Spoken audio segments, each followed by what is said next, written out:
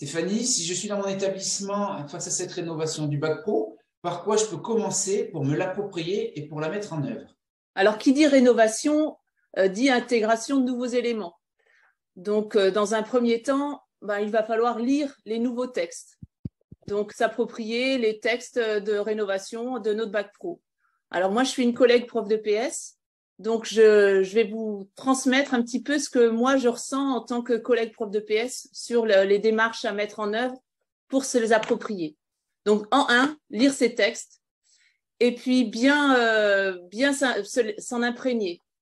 Nous allons avoir aussi des diaporamas de nos inspecteurs, donc les regarder et eux aussi seront essentiels pour s'approprier ces nouveaux textes. Ensuite, au niveau de la démarche, alors moi je vous proposerai une démarche en plusieurs temps et je vais vous donner l'ensemble de la démarche parce que pour comprendre par quoi commencer, il faut savoir où on va.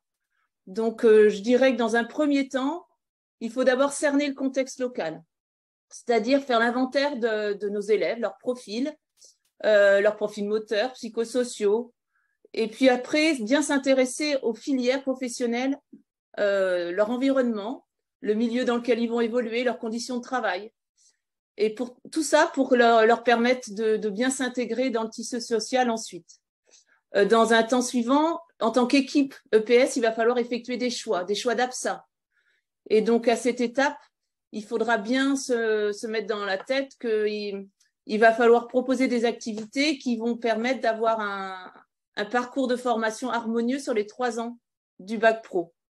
Et ça, toujours en lien avec cet état de lieu de départ et donc nos élèves, comment ils sont dans cet environnement et dans les formations qu'ils suivent.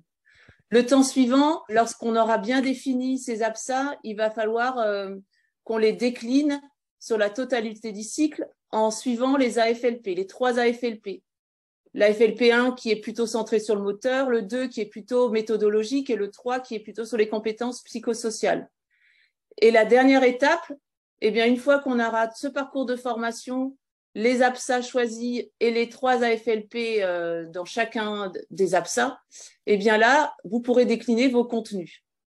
Ainsi, là, je pense avoir fait le tour des étapes et je pense que sincèrement, le premier temps à faire et à s'approprier, ce sont les textes. On lit les textes, on regarde les diaporamas, on s'en imprègne pleinement et on fait un état des lieux de ce qui se passe dans nos établissements. D'autres capsules vont détailler les étapes qui suivent.